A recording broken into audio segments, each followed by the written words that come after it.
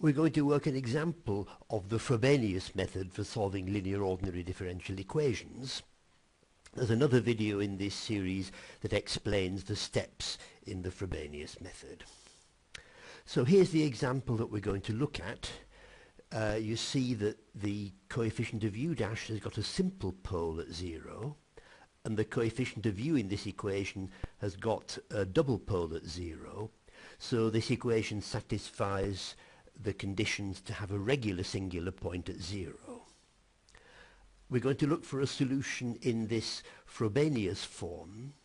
It's x to the lambda, where lambda is an unknown, times a power series in x, where the constant term c0 is not equal to 0, and that's essential for the working of the method, as you'll see. So we're going to substitute this in the differential equation and see if we can force it to satisfy the equation. Before doing that, though, I'm going to rewrite this in an equivalent form. It's the sum of Cn x to the lambda plus n from 0 to infinity. So let me work through the substitution. Let's start with the simplest term, which is this.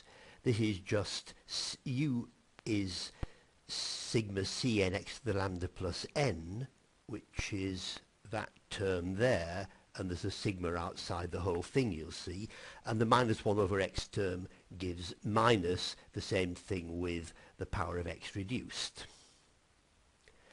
Next we look at the first derivative term. Differentiating this gives lambda plus n times Cn times x to the lambda plus n minus 1. But because there's a 1 over x there, this is x to the lambda plus 1, lambda plus n minus 2. And the u double dash term here just obviously gives this, lambda plus n minus 1, Cn x to the lambda plus n minus 2. Now this is a bit messy, we're going to simplify it. And you see that most of the terms here have got x to the lambda plus n minus 2 in. So we collect all those together to give this series here. And then there is a term here which has got x to the lambda plus n rather than x to the lambda plus n minus 2. And that gives us this lot there. So this here is a series of powers of x. A series of powers of x can equal 0 for all values of x, only if the coefficients are all equal to 0. And because the differential equation holds for all values of x, therefore this, which is equivalent to the differential equation, also holds for all values of x. So the coefficient of all the powers of x is equal to 0. And we're going to start with looking at the lowest power of x that occurs. In this series here, the lowest power of x is x to the lambda, but in this term, n equals 0 gives x to the lambda minus 2. So we look at the coefficient of x to the lambda minus 2. It only comes from this term and not from that term, and it is lambda plus 1, lambda squared minus 1 times c0, and that equals 0. But remember that c0 is not equal to 0. Therefore we deduce that x squared minus 1 itself equals 0. This equation is called the indicial equation, and it tells us the possible values of lambda. We're now going to look at the next higher power of x, x to the lambda minus 1. As before, we never get an x to the lambda minus 1 out of this series. We do out of the left-hand one, because when n equals 1, lambda plus n minus 2 is lambda minus 1. So it's the n equals 1 term that gives us this coefficient here. Now, this is the product of two factors. The first factor here is a function of lambda. Lambda, we now know, has got to be either 1 or minus 1, Those are the only possible values. So substituting those two values in each case gives a non-zero coefficient times C1 equals 0, and therefore C1 itself equals 0. Well, now we're going to do the remainder of all the coefficients in a single step. We look for the coefficient of x to the lambda plus r, where r is greater than or equal to 0. This time there is a coefficient from this term. If n equals r, the rth term of the series gives a contribution CR. That's that contribution there. From this series here, if you look at the power of x, it's lambda plus n minus 2. That equals r when n equals 2 plus r. So it is the 2 plus rth version of this coefficient that is the coefficient of x to the lambda plus r, which is lambda plus r plus 2 all squared minus 1, all times CR plus 2.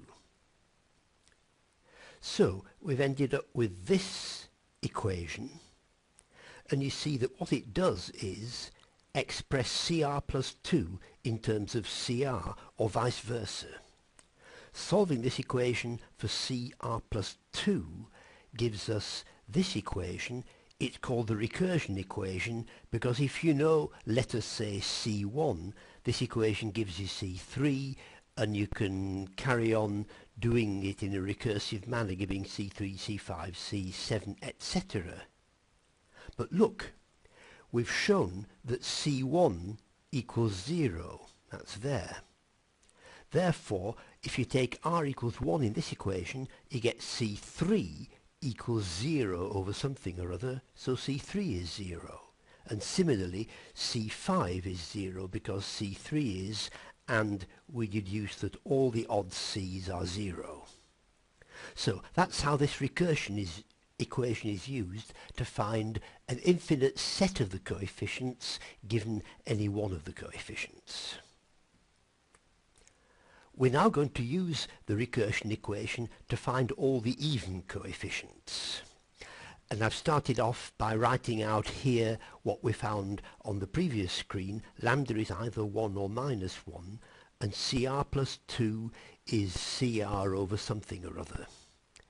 And it simplifies the formula a little bit, I think, if you let r plus 2 go to r. That is to say, you let r plus 2 equal r dashed and then delete the dashes. You get c sub r is c sub r minus 2 over lambda plus r all squared minus 1. Now we're going to consider the first possibility for lambda, that lambda equals 1. Substitute 1 into this formula here, and you get CR equals CR minus 2 over that. And if you do a little bit of algebra, you get CR equals minus CR minus 2 over that. So now we put this formula outlined in blue to work. Put R equals 2, then C2 equals minus C0 over 2 times 4, which gives us C2 is minus C0 over 8. So we've found C2 in terms of C0. Now put R equals 4, we get C4 equals minus C2 over 6 times 4, which is there, and substituting this value for C2, we get C4 equals C0 over 6 times 4 times 4 times 2.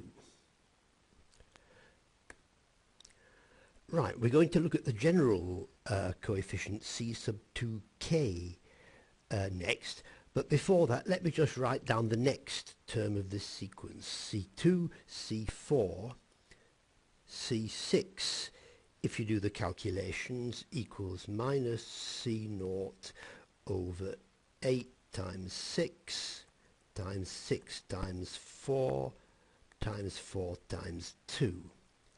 And I hope you can now start to see the pattern.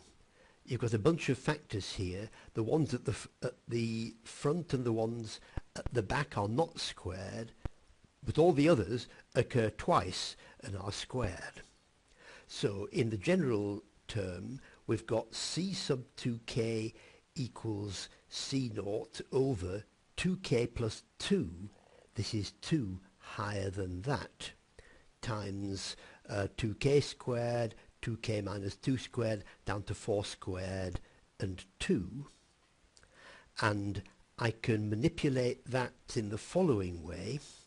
I'm going to take the 2k plus 2, one of the 2k's, one of the 2k minus 2, etc., one of the 4's down to 2. So what I've got is a product of all the even numbers from 2k plus 2 down to 2, which is this square bracket there. And I'm going to cancel the 2 and the 2k plus 2 because we've used those. What we're left with is a 2k minus 2, dot, dot, dot, 4. There ought to be a 2, but it's missing, so I'm going to multiply top and bottom by 2. So I've removed the cancel on that. And what we've got there is 2k minus 2, dot, dot, dot, down to 2. So I've now justified this rewriting of that. There is, however, one obvious mistake which I'm sure you'll have spotted, and that is that the c's actually alternate in sign. C2 is minus C0, C4 is plus C0, C6 is minus C0. So there should be a factor of minus 1 to the k there, which goes through to there. And now a bit more elementary algebra. 2k times 2k minus 2, which is 2 times k minus 1, etc., down to 2, is simply, this is k times k minus 1, and the next one will be k minus 2, etc. This is k factorial, and then there are these powers of 2, and there are 2 of those. So this square bracket here is 2 to the k factorial. Similarly, this square bracket there is 2 to the k factorial, 2 to the k plus 1 times k plus 1 factorial. And there are minus 1 to the powers there, which I've now written in. So finally, we have this solution here. X to the power 1 there is the x to the lambda, where lambda equals 1, and this is the power series. We call this the solution u1 of x, because it's the first one we've found, and it is a solution that is valid for all x, because the series converges for all x. Well, we've found one solution of the differential equation that comes from the solution lambda equals 1 of the indicial equation. We now look for a second solution, remembering that a second order linear differential equation will have 2 independent solutions. So we look at lambda equals minus 1, the other root of the indicial equation. We found here a general form of the recursion equation which works for all lambda, so we stuff lambda equals minus 1 in here, and we get CR equals minus CR minus 2 over lambda squared minus 2R, all looking quite similar to what we had for lambda equals 1. And in the same way, we plug R equals 2 into this equation, and it gives C2 equals minus C0 over 2 squared minus 2R. So C2 equals C0 over 4 minus 4, which is a complete disaster. There is no value of C2 which satisfies that equation, obviously, and we're in real trouble. So what we've got here, in fact, is an example of how the Frobenius method can fail to find a solution. For lambda equals -1, the method fails, and therefore there is only one solution of Frobenius type for this differential equation. The reason for that is that the two values of lambda, 1 and -1, differ by an integer. Obviously 1 minus -1 equals 2. And whenever that happens, there is the possibility, though not the certainty, of having a situation like this where there's only one Frobenius solution.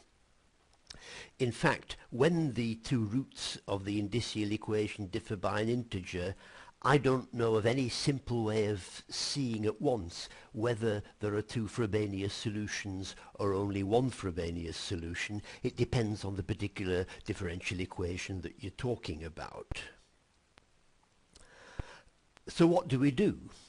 Answer, there's nothing terribly easy that we can do, but the general theory of the Frobenius method says that if there is only one Frobenius solution for a differential equation, the situation that we've got here, then the second solution has a logarithmic singularity at 0, or the second solution has a logarithmic singularity at the regular singular point.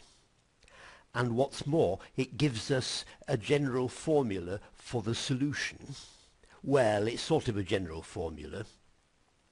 The second solution in our case is given by u2 of x, is the solution we found earlier, u1 of x, the Frobenius solution, times log x, plus a second term which is x to the lambda, where lambda is the other solution of the indicial equation. Here x is -1 times some analytic function phi of x.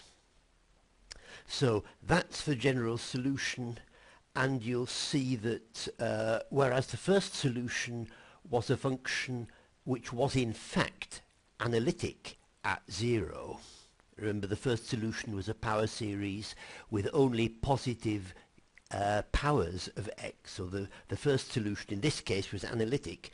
The second solution has got a logarithmic singularity, it's therefore got a branch point at 0, and the second term here of the solution, x to the -1 phi of x, has got a pole at the origin, so we have a combination of a pole and a logarithmic singularity at the origin.